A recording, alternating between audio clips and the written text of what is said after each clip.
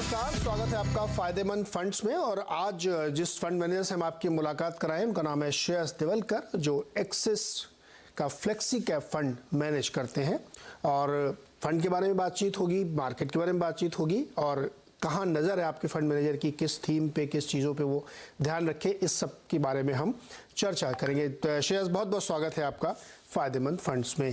तो हम लोग ब्रॉडर पिक्चर में मार्केट में घुसे, लेकिन सबसे पहले हमें तो ये बताइए कि ये जो फ्लेक्सी कैप फंड है, इसके अंदर क्या होता है, इसका नाम फ्लेक्सी कैप से क्या समझिए, क्योंकि बहुत सारे नए लोग जो इस शो को देख रहे हैं वो जानना चाहते हैं कि ये फ्लेक्सी कैप, मल्टी कैप क्या होते हैं।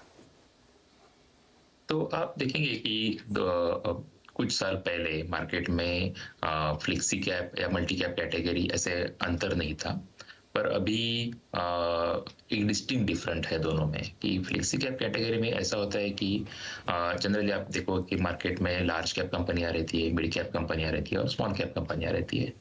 तो फ्लेक्सी कैप कैटेगरी में फंड मैनेजर इन तीनों सेगमेंट्स में से कोई भी सेगमेंट में कितना भी इन्वेस्ट कर सकता है। तो there is a flexibility in investing, इसके लिए उसे फ्लेक्सी कैप कैटेगरी कहा जाता है।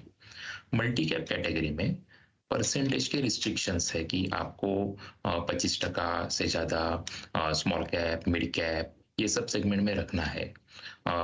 तो इसीलिए मल्टी कैप कैटेगरी जिसमें डिफाइंड इन्वेस्टमेंट है कि लार्ज में कितना होगा, मिड में कितना होगा, स्मॉल में कितना होगा, उसमें डिफाइंड उसके डेफिनेशंस है। तो इस तरीके से फ्लेक्सी कैप कैटेगरी में फ्लेक्सिबिलिटी पूरी होती है फंड मैनेजर को, वही मल्टी कैप कैटेगरी में उसमें डिफाइंड इन्वेस्टमेंट रहते हैं, तो एक्सपोजर्स है वो डिफाइंड रहते हैं। तो ये अंतर है। तो यानी फ्लेक्सी कैप फंड का जो फंड मैनेजर है वो ज़्यादा लिबर्टी ले सकता है। अगर उसको कोई बड़ी अपॉर्चुनिटी दिख रही है तो वो मिड कैप या स्मॉल कैप में या लार्ज कैप में, जहाँ भी उसको लगता है, तो वहाँ पे वो थोड़ा एक्सपोजर ज़्यादा ले सकता है। तो ये तो हुआ फंड जिसकी हम लोग आज चर्चा करेंगे, फ्लेक्सी कैप फंड की।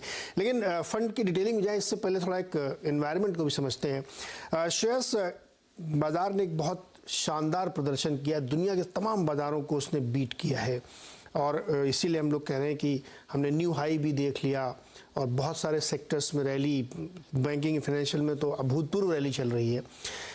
इस सिनेरियो को आप लोग कैसे रीड करते हैं? कोई आगे हेडविंड्स आपको दिखते हैं कि या बिल्कुल क्लियर पाथ है, आगे कोई ऐसी बड़ी इश्यूज नहीं है, छोटे मोटे बीच बीच में आते रहते हैं? तो एक अपने जो इम्पोर्टेंट चीज़ हाईलाइट करी है कि इंडिया का परफॉर्मेंस बहुत अच्छा रहा है, उसके पीछे के जो आप रीज़न देखेंगे तो वो बहुत इम्पोर्टेंट रीज़न है। जैसे इंडिया का जो एक्सटर्नल डेट, हम जिसे बोलते हैं कि डेट जो आउटसाइड कंट्रीज से लिया गया है, तो एक्सटर्नल डेट टू जीडीपी वो अपना कम है। ये समवेयर अराउंड 15 से 20% के करीब आता है अपना। तो ये बहुत कम है compare to most of the western countries. तो उनका जनरली 100%, 200% इतना ज़्यादा तक रहता है। तो एक बहुत इंपॉर्टेंट चीज़ है कि अपना एक्सटर्नल डेट कम है। दूसरी इंपॉर्टेंट चीज़ है, जब वो इक्विटी मार्केट के बारे में हम बात करते हैं कि लिवरेज या फिर जिसे हम बोलते हैं कि कंपनी में डेट कितना है, कंपनी में ने लोन कितना लिया है, तो वो इस बार और ये साइकिल में बहुत कम पाया गया है। तो आप अगर देखोगे कि कॉर्पोरेट डेट यानी पूरे कॉर्पोरेट सेगमेंट का डेट, हम अगर बीएफएसआई सेगमेंट यानी फाइनेंशियल सर्विसेज सेगमेंट को बाजू में रखे, out of top 500 company India में है, तो कॉर्पोरेट डेट टू जीडीपी बहुत ज़्यादा गिरा है लास्ट 10 साल में। तो इसका इम्पोर्टेंट रिपरकशन ये आता है कि वैल्यूएशंस पे, जिसका इम्पोर्टेंट रिपरकशन आता है कि कंपनीज कोई भी स्लो डाउन हो, मार्केट में मंदी, इकोनॉमी में अगर स्लो डाउन आ गया या फिर कोई सेगमेंट में प्रॉब्लम हो गई, तो ऐसी कंपनियां जिसमें डेट कम है उनकी रिस्क कम हो जाती है। तो ये दूसरा रीजन है जिसकी वजह से इस बार कंपेयर टू से 10 साल पहले जब ट्विन डेफिसिट क्राइसिस था, तो वो कंपैरिजन में आज आप देखोगे तो मोस्ट ऑफ द कंपनीज का डेट बहुत कम है। तो इसीलिए और एक कंफर्ट मार्केट में आ जाता है। अभी रिस्क आप देखना चाहे तो मार्केट में रिस्क तो ऑब्वियसली हमेशा रहती है। अभी आप यहाँ से शुरू करें तो ऑब्वियसली इन्फ्लेशन रिस्क है। इन्फ्लेशन कम करने के लिए बहुत सारी मेजर्स किए जाते हैं। आज ही जैसे रेट हाइक हुआ है, तो ये रेट हाइक का साइकिल चालू है, उसका एक निगेटिव इम्पैक्ट आता है ऑब्वियसली आपके ग्रोथ पे।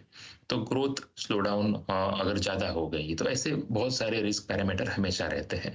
पर इम्पोर्टेंट पैरामीटर इसलिए जो मैंने बोला जो फंडामेंटली कि कंपनियों की हेल्थ अच्छी है, तो अगर स्लो डाउन आ गया, साइक्लिकल प्रॉब्लम हो गए, तो भी वो कंपनियां अच्छी तरह से उसको टैकल कर लेती है। शेष एक चीज बड़ी मतलब दुविधा और चिंता पैदा करती है कि ब्याज दर